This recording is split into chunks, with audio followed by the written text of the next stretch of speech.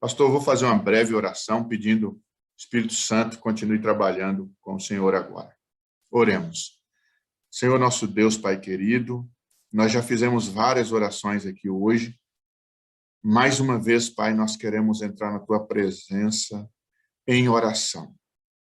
E nós queremos pedir, Pai, que o Espírito Santo, mais uma vez, use o pastor Simei para que ele possa falar apenas o que o Senhor quer que ele fale.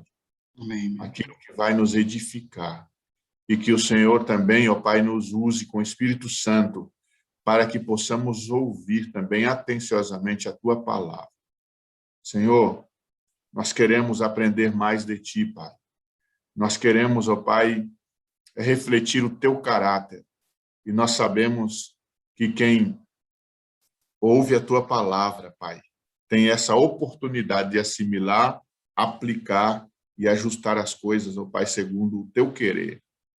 Portanto, Senhor, nos ajude e nos abençoe nesta manhã, para que não venhamos, que nada venha tirar a nossa atenção.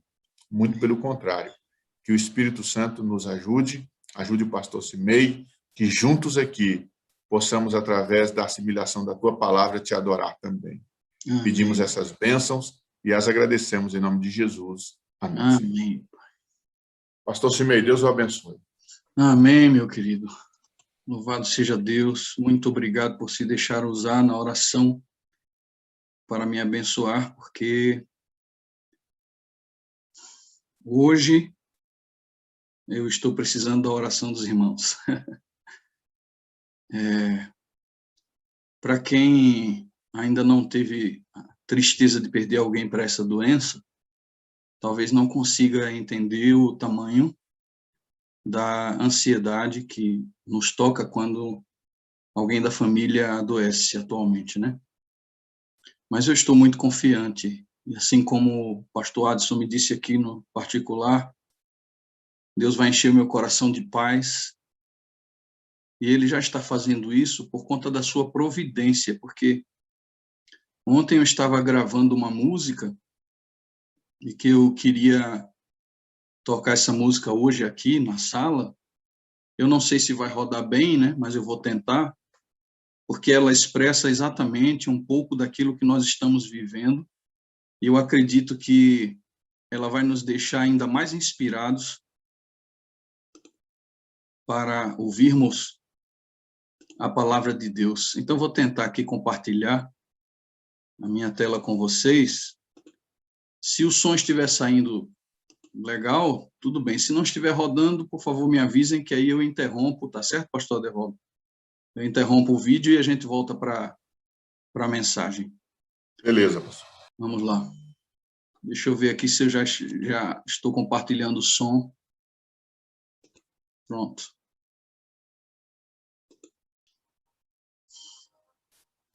Muito bem, queridos. Eu estava preparando essa música ontem, porque imaginei trazer hoje, para a mensagem de hoje, e eu não fazia ideia que, em alguns momentos depois, eu iria levar meu filho para fazer o teste da Covid e ele seria testado positivo, né? Parece que Deus fala com a gente antes mesmo das coisas acontecerem. E essa é a primeira coisa que eu gostaria que você observasse hoje. Deus fala com a gente antes mesmo dos eventos mais difíceis da nossa vida vierem a acontecer. Então, ter cantado essa música, para mim, abriu na minha mente o fato de que Deus, muitas vezes, permite a crise e os problemas, porque Ele tem um objetivo maior por trás, que nós, muitas vezes, não entendemos, mas vamos acabar entendendo quando estivermos no céu. E Deus estava dizendo para mim, olha, abraça o sofrimento, abraça a dor, abraça tudo que está vindo, porque todas as coisas cooperam para o bem daqueles que amam a Deus. E eu confesso, meus queridos, que o meu coração está cheio de amor pelo meu Senhor Jesus Cristo, cheio de amor pela pessoa do Espírito Santo, pelo Pai eterno. Eu louvo a Deus por tudo que o Senhor tem me dado. Louvo a Deus pelas dores amorosas, pelas dores que se tornam doce, quando provadas e experimentadas até o fim, porque elas produzem renovação, transformação, aproximação, intimidade com Deus. Bendito seja o nome do Senhor, porque desde ontem que eu estou em oração. Essa noite eu acordei às 2h da madrugada para clamar a Deus. E sabe, quando eu observo que este movimento é provocado pela dor e pelo sofrimento, eu louvo a Deus por tudo que me acontece. Engrandeço o seu eterno nome. Glorifico a sua majestade, o seu senhorio e a sua soberania. Bendito seja o nome do Senhor. Amém. Hoje eu dei um título para essa mensagem e eu a chamo de O Confronto. Primeiro, eu quero dizer para os irmãos que Deus está esperando que nós saiamos da nossa zona de conforto, desse estado intermediário que estamos vivendo, laodiceano, e passemos a uma relação com Ele muito mais íntima, aquecida, genuína. E Ele espera que a gente faça isso em forma de confronto, em forma de revolta. Ele espera que nós nos aproximemos dele em santa ousadia, assim como alguns apóstolos, alguns profetas e a maioria dos homens de Deus o fizeram. Deus espera que saiamos do nosso lugar e atendamos ao seu chamado que diz: vinde e arrazoemos. Ele está disposto a um debate, ele está disposto a um confronto para que o final de todo esse processo seja a vitória do crente. Mas a vitória mesmo, a vitória que envolve até esse confronto com o próprio Deus. Assim como Jacó lutou e prevaleceu. Eu acho isso incrível, essa parte da Bíblia me encanta. Jacó lutou com Deus e prevaleceu. Quando é que alguém pode prevalecer diante de Deus? Ele está chamando a sua igreja para um confronto e ele espera que esse confronto produza vitória. Vinde, arrazoemos, é o chamado do Senhor. Quando a igreja não se dispõe a sair para o confronto com Deus, quem sai é o próprio Deus, para encontrar-se com seu povo e para confrontá-lo. De ambas as formas, o produto sempre será, no coração de Deus, o desejo do coração de Deus sempre será a vitória do crente, o aperfeiçoamento do povo, do seu povo. Muito bem, quando a gente fala confronto, pode soar um pouco assustador, mas quando eu me refiro a confronto, irmãos, eu estou me referindo ao próprio significado da palavra. A palavra diz que confronto é um encontro face a face. A palavra diz que confronto é como se você estivesse colocando uma ideia de frente para outra. Isso é um confronto. Não é um ato desrespeitoso. Não é um momento em que você agride o seu oponente. O confronto é um momento em que você se depara cara a cara com alguém. Deus espera que todos nós passemos por isso. E a tese dessa mensagem é exatamente essa. Todo crente ou teve, ou está tendo, ou terá o seu vale de Jaboque. Todo crente. Nenhum crente vai ficar livre disso. Se você passar a vida inteira e acreditar que nunca teve o seu vale de Jaboque, acredite. Está vindo aí um tempo de angústia qual nunca houve. A tribulação dos últimos dias e um tempo de angústia que vai te batizar em sofrimentos. Não tem para onde correr. Todos nós seremos chamados para enfrentarmos o nosso vale de Jaboque. Muito bem. Isso também ocorre quando o Filho de Deus se apresenta diante dele com santa ousadia, como Jeremias, Abacuque, Jonas, Moisés, entre outros. Todos esses homens passaram por esse momento do confronto com Deus. E sabe, queridos, o confronto de Deus, ele pode ocorrer de duas formas, né? Como eu falei no início. Ele pode ocorrer através de uma crise que Deus envia para que a verdade apareça, como diz a serva do Senhor, para que a verdade venha a termo. Ele permite as crises para que a verdade venha a termo, para que ela apareça e se revele. Porque esse confronto pode produzir duas coisas no crente. Pode produzir arrependimento e mudança de vida ou rebeldia completa. Então, o confronto promovido por Deus, para mim e para você, para nos salvar, pode nos salvar ou nos rebelar completamente. O objetivo de Deus vai ser sempre a salvação, mas o homem é livre. E mesmo diante do confronto e dos sofrimentos, ele deve ser capaz de decidir de que lado ele está e se posicionar de uma vez por todas ao lado do seu Senhor. Na realidade, meus irmãos, esse vale de Jaboque, esse vale da sombra da morte, será comum, é comum a todo crente. Todo crente. Qual o seu vale, querido? Qual o seu vale da sombra da morte? O que você está vivenciando? Jacó, no começo, no momento em que ele teve um encontro com aquele anjo, que depois ele descobre que é a própria pessoa de Jesus, o próprio Deus, antes que ele descobrisse isso, ele temeu por sua vida. Por quê? Para ele estava sendo atacado por algum errante daquelas terras ali, por algum malfeitor, e ele imediatamente reagiu à aproximação daquele ser e começou uma luta, travar uma luta. Então, o seu medo de morrer ali foi desafiado. E aquele medo de morrer acabou lhe dando coragem e fez com que o medo que ele tinha do encontro com o irmão se dissipasse. Então, o grande problema de Jacó sempre foi, durante toda a sua vida, aqueles 14 anos trabalhando, aquela vida toda sendo enganado pelo seu tio. Não importa o que tenha acontecido na sua vida, o seu maior temor era contemplar a face do seu irmão Esaú.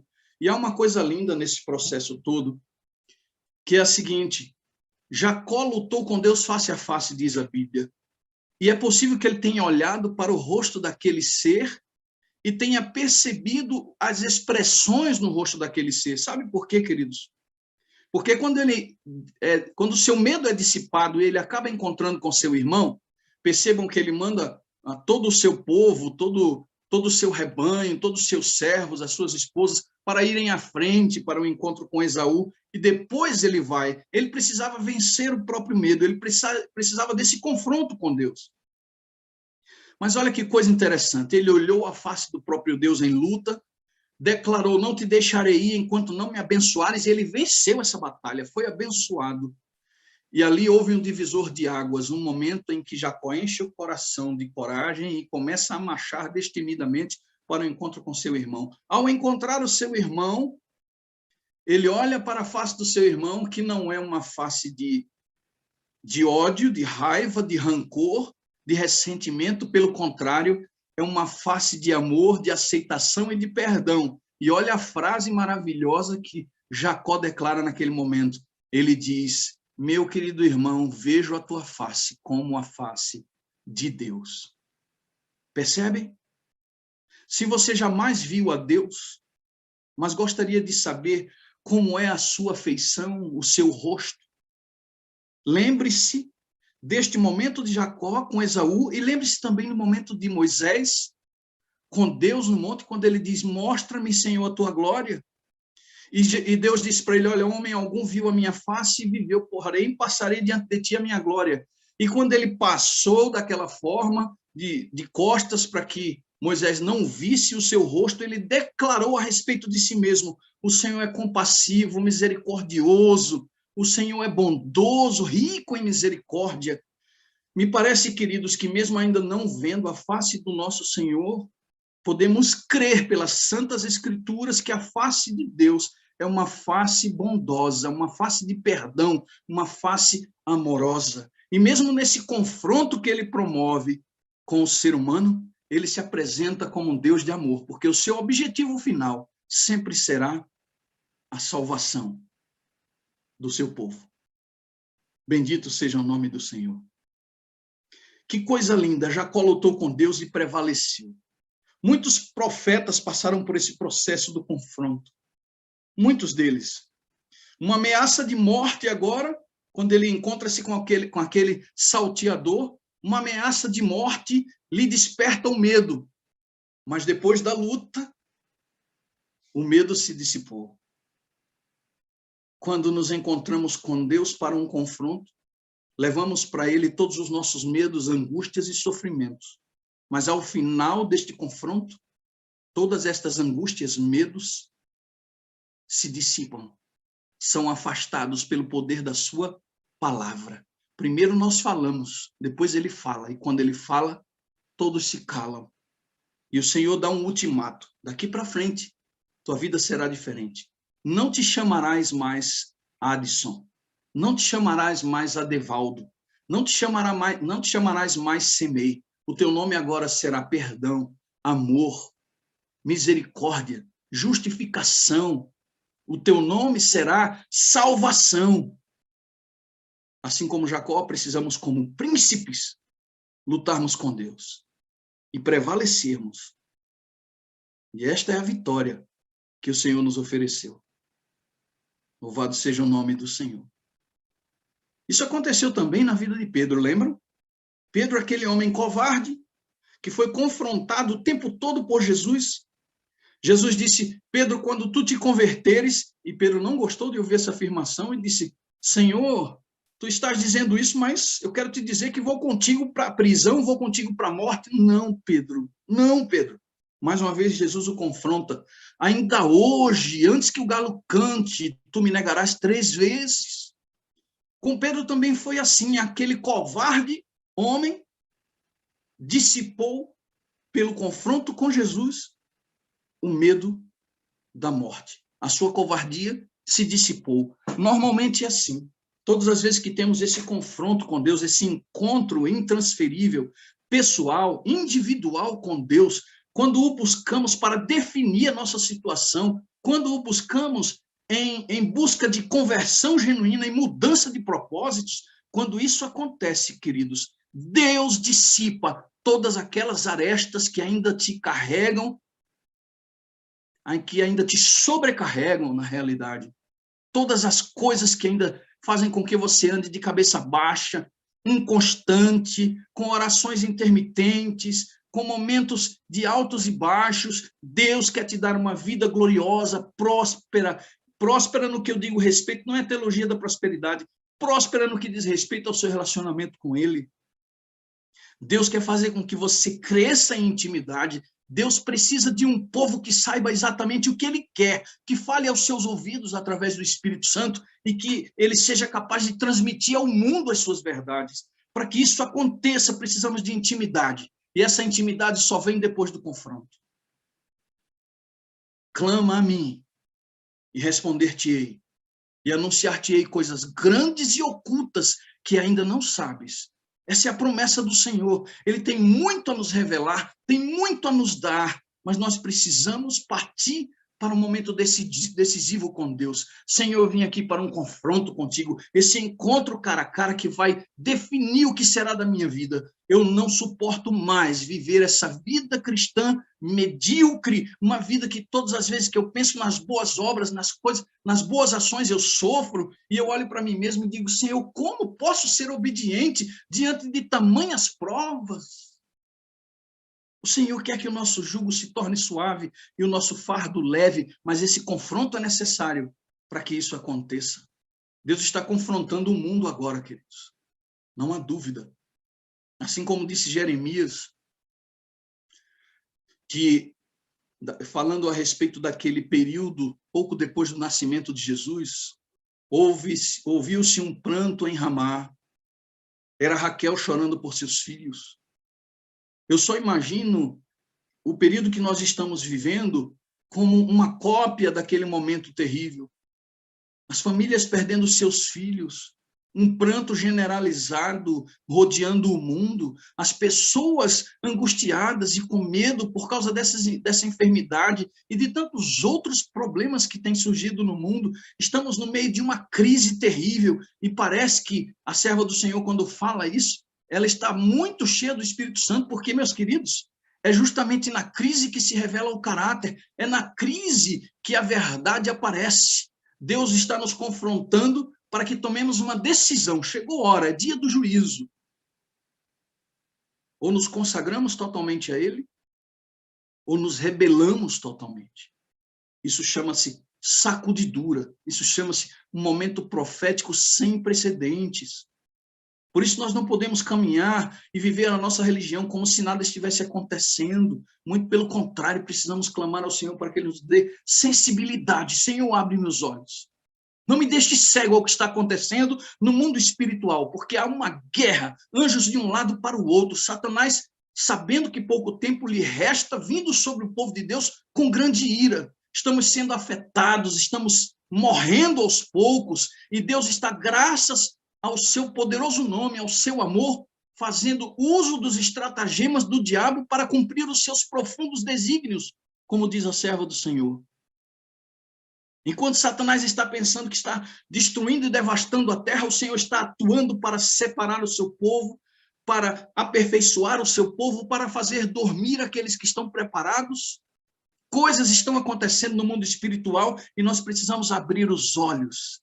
Nossos olhos só serão abertos, queridos, se formos para esse confronto. Se buscarmos a Deus como a sua palavra nos ensina.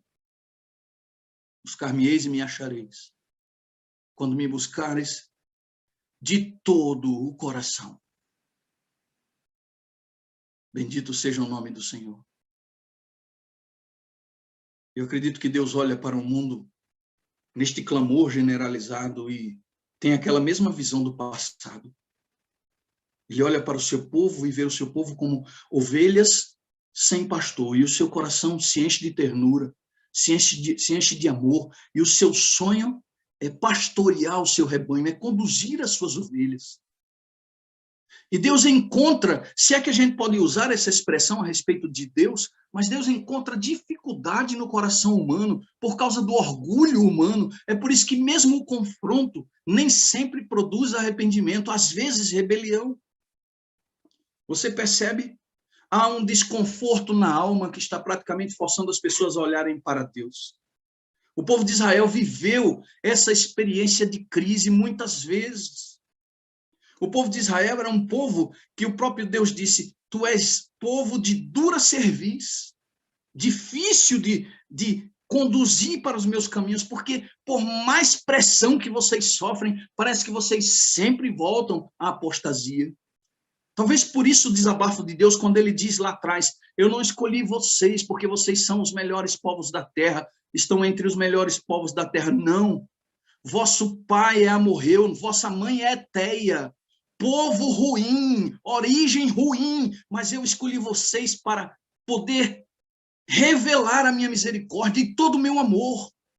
Então, olha que paradoxo, irmãos. Deus escolheu o povo mais difícil da terra para demonstrar a sua misericórdia. Talvez seja a hora de você olhar para si mesmo, para os seus defeitos, para o seu caráter tão cheio de complicações e dizer: Senhor, então é assim que funciona? O Senhor olha para mim e vê como eu sou mau e o seu coração se enche de misericórdia? Então, Senhor, usa da tua misericórdia para me transformar, para me fazer semelhante a ti. Conduza-me, ó Deus, em obediência, resolve definitivamente essa minha vida no que diz respeito à conversão.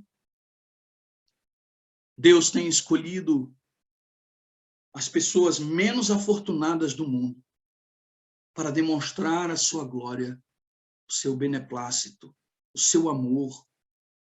Bendito seja o nome do Senhor, queridos. Louvado seja o nome do Senhor. Ó Senhor Jesus, por que esse homem nasceu assim? Seus pais pecaram? O que aconteceu? Ele pecou? Não, ninguém pecou. Mas ele nasceu desta forma para que se manifestasse nele a glória de Deus. Bendito seja o nome do Senhor.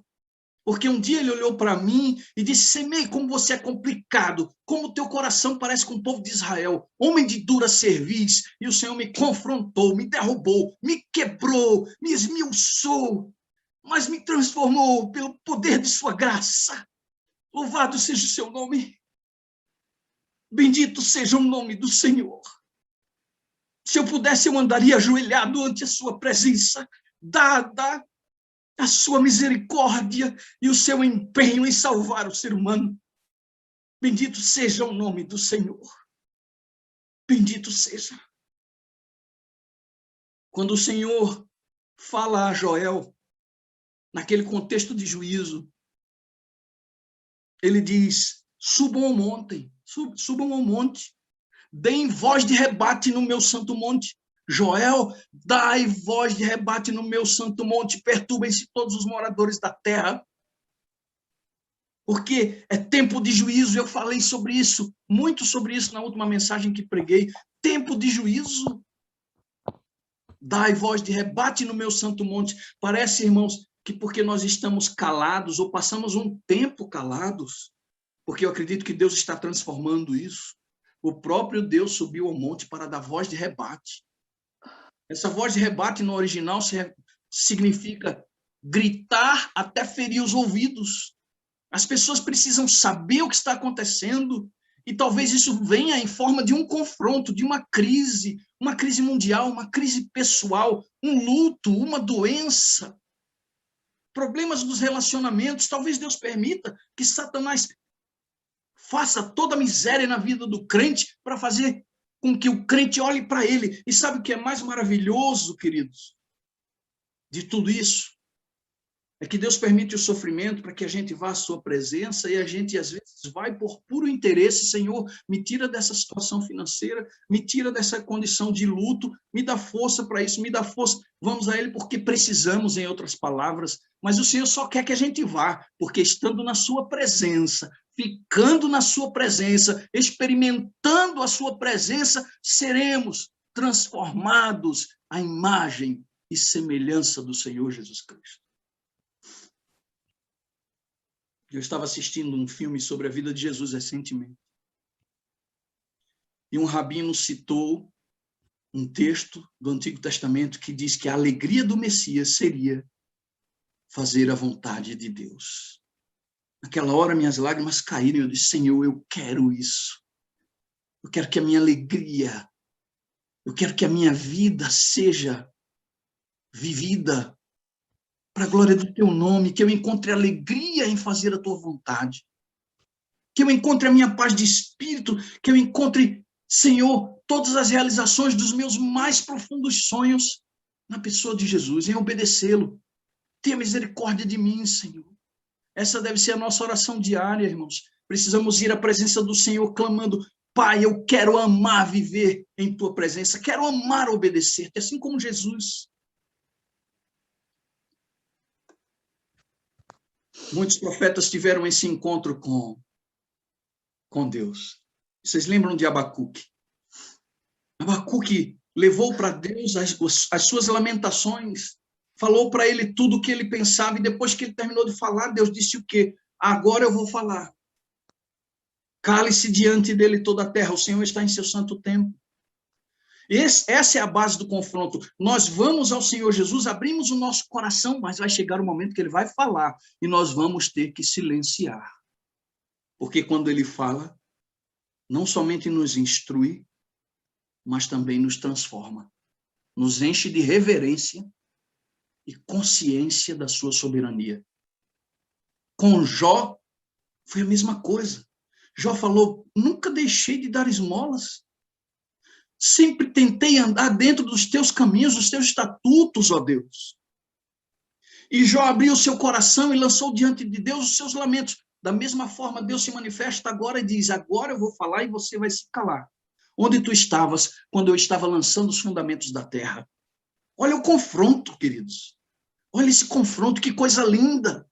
É sempre seguindo o mesmo princípio. Nós falamos, abrimos o coração e depois Deus fala.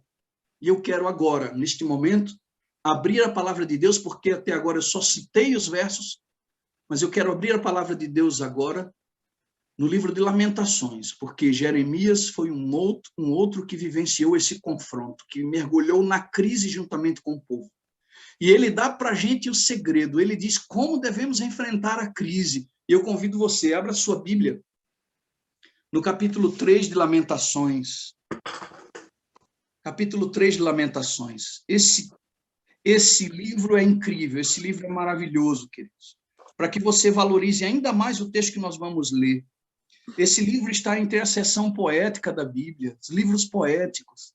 Eu sempre achei que os autores poéticos da Bíblia, eles escreviam a palavra de Deus ou preparavam a palavra de Deus neste formato poético, quem sabe para alcançar o coração de Deus, quem sabe para quebrar o coração de Deus.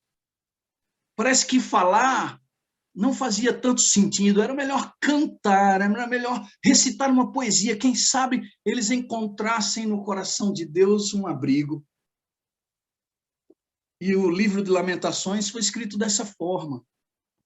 Ele é composto por acrósticos, e quem não conhece o que é um acróstico, olha para a palavra e diz assim, que palavra estranha, difícil.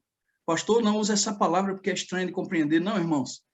Um acróstico é uma coisa muito simples, quando você pega no Dia das Mães o nome da sua mãe e você coloca o nome dela assim na vertical e na horizontal você inicia com cada letra do seu nome uma palavra de homenagem. É somente isso. O livro de Lamentações foi escrito dessa forma. Parte do livro, na realidade, foi escrito dessa forma, em formato poético, em formato de ênfase. O livro de Lamentações tem esse nome em português porque ele é um canto de lamento, um choro, um pranto. Então, aqui nós vamos encontrar Jeremias pranteando diante de Deus. Vamos encontrar Jeremias lamentando diante de Deus. Porém, Jeremias assume uma postura, não de reclamar de Deus, mas de reclamar a Deus. É diferente quando nós nos apresentamos diante de Deus e reclamamos dele. Mas, Senhor, por que tu fizeste assim? Por que tu fizeste assado? Não, eu não mereço isso que está acontecendo na minha vida. Eu estou fazendo tudo direitinho. E outra coisa é você reclamar a Deus, abrir o seu coração em sinceridade e falar o que você está sentindo, o que você pensa, mas sem reclamar dele. Essa é a diferença quando você parte para um confronto com santa ousadia. Muito bem. Jeremias, capítulo 3, a partir do verso 1. Jeremias lidou com a crise de 3 formas.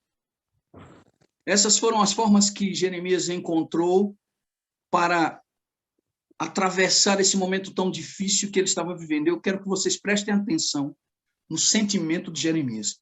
Talvez você se identifique com Jeremias agora, porque Jeremias estava arrasado. A forma como ele fala demonstra o quanto ele estava arrasado, quebrado por tudo que estava acontecendo. Diz a palavra de Deus, a partir do verso 1 do capítulo 3 de Lamentações. Eu sou o homem que viu a aflição pela vara do furor de Deus. Ele me levou e me fez andar em trevas e não na luz. Deveras ele volveu contra mim a mão, de contínuo, todo dia.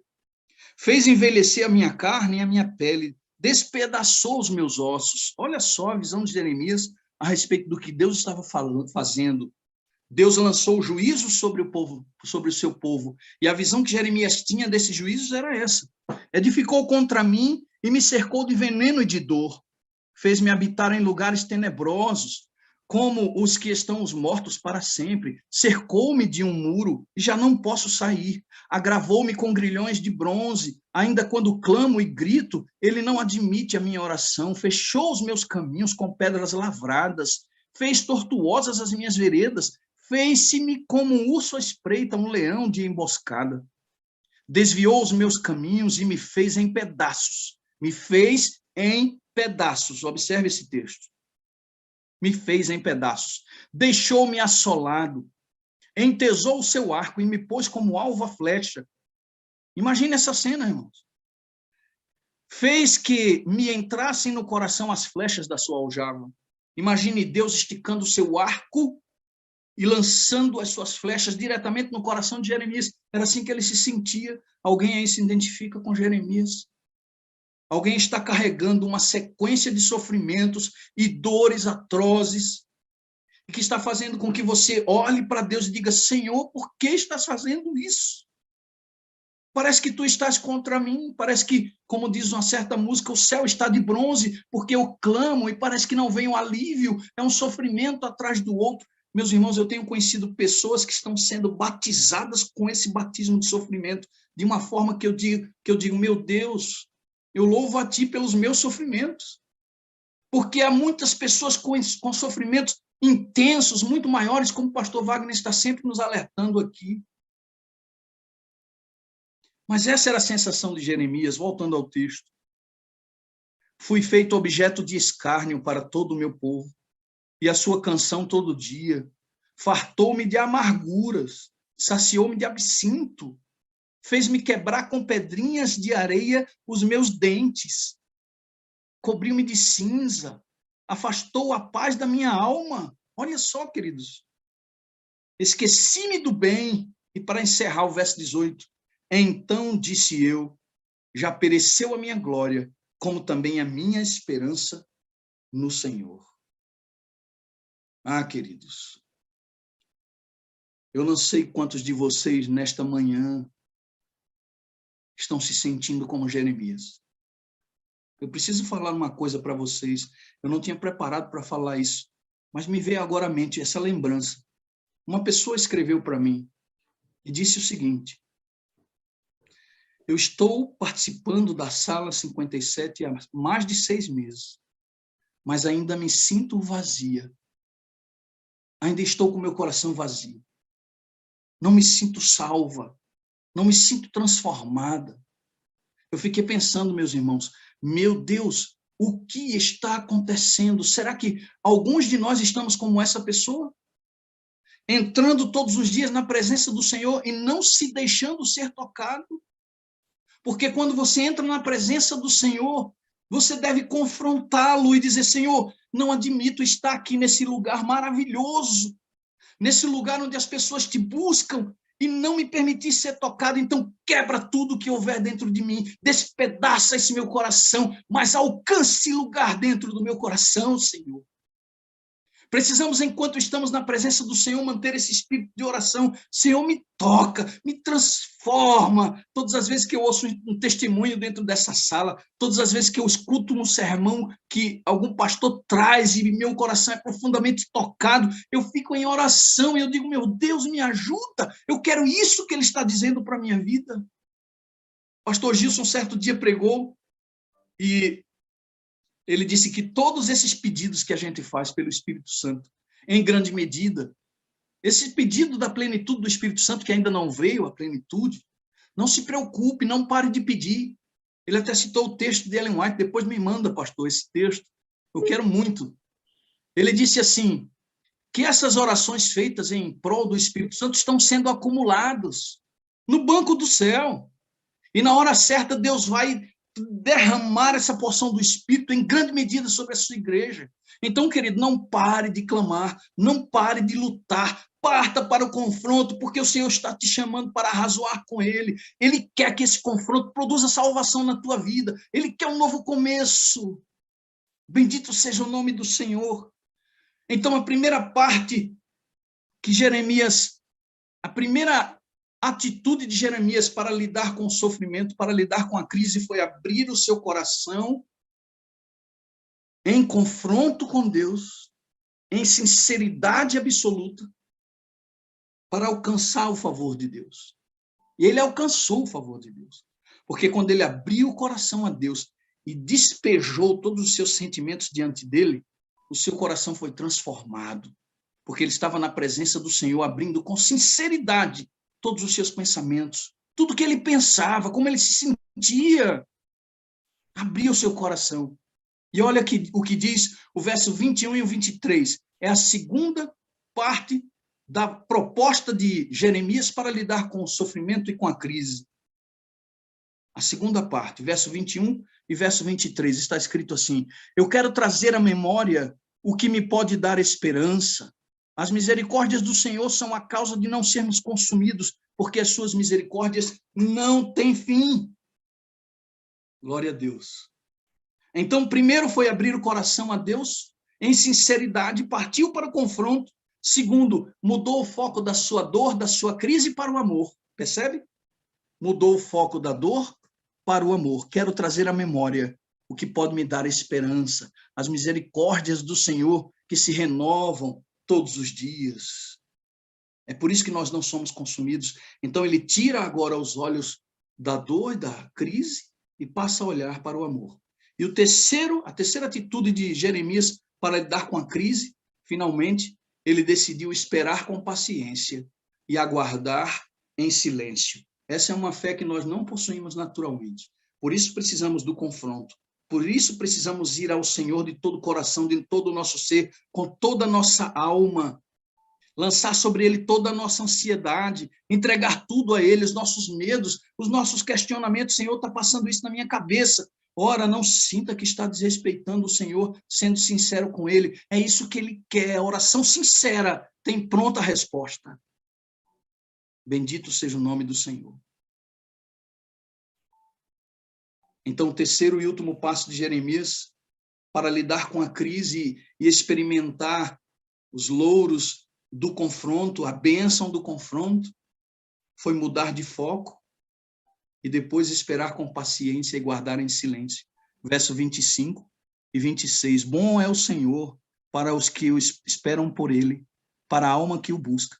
Bom é aguardar a salvação do Senhor, e isso em silêncio. E isso em silêncio. Eu encerro contando para você a experiência do pastor David Wilkerson. Alguns pastores aqui com certeza o conhecem. Ele já dormiu no Senhor.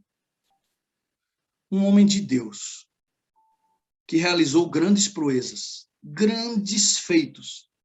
Evangelizou traficantes, tirou das ruas travestis, tirou das drogas milhares de jovens. Construiu uma das maiores igrejas nos Estados Unidos.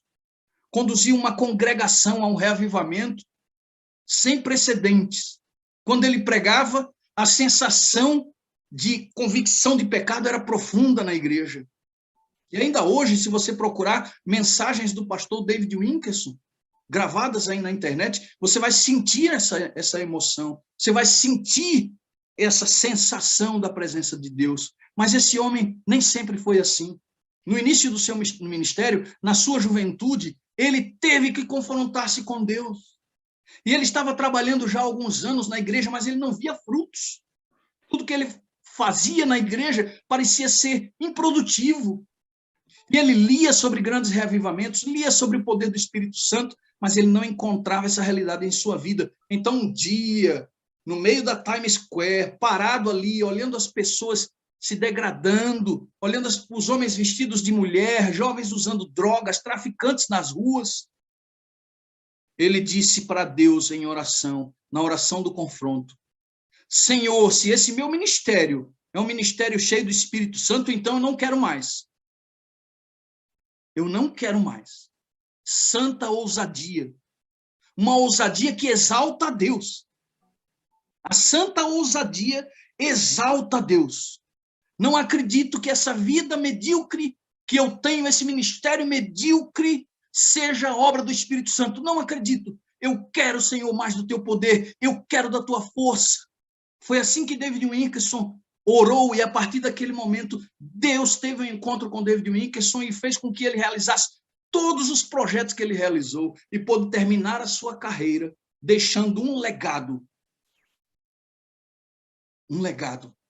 de transformação de vidas, de salvação. Que legado nós estamos deixando, queridos?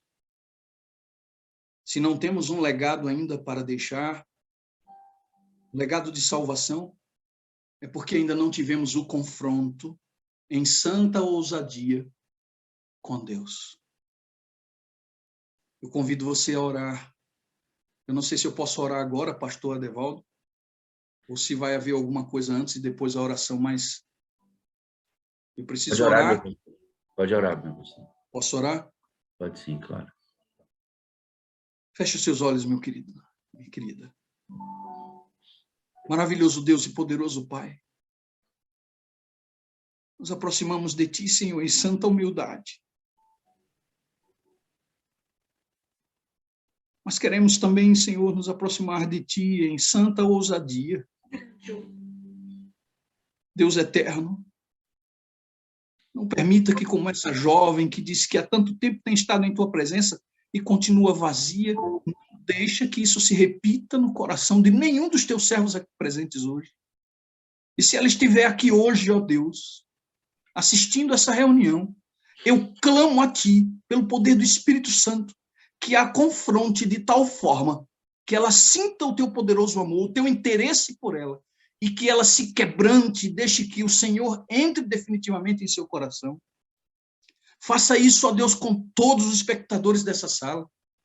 Faça isso comigo, ó Deus, faça isso com o pastor Wagner, faça isso com todos os pastores dessa sala, que o nosso ministério seja renovado, ó Pai, e se precisarmos desse confronto, que se precisarmos que sejamos quebrados, esmiuçados, se tenhamos que cair outra vez sobre a pedra que é Cristo, para sermos despedaçados e refeitos, que assim seja, ó Deus.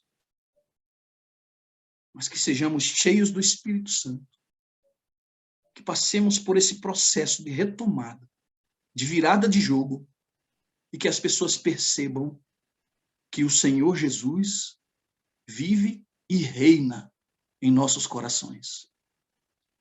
Que o nosso testemunho seja a Bíblia que essas pessoas vão ler. Que a nossa vida ganhe pessoas para Cristo. Que a nossa vida conduza homens e mulheres aos teus pés. Tire de nós toda impureza, toda vaidade, toda imperfeição. Batiza-nos com espírito de humildade, sinceridade, todas as vezes que te buscarmos. Nós queremos a transformação, Senhor, definitiva e permanente. Uma vida de oração sem intermitências, para a glória do teu nome. Pois essas bênçãos te pedimos agradecidos, pois oramos em nome de Jesus. Amém.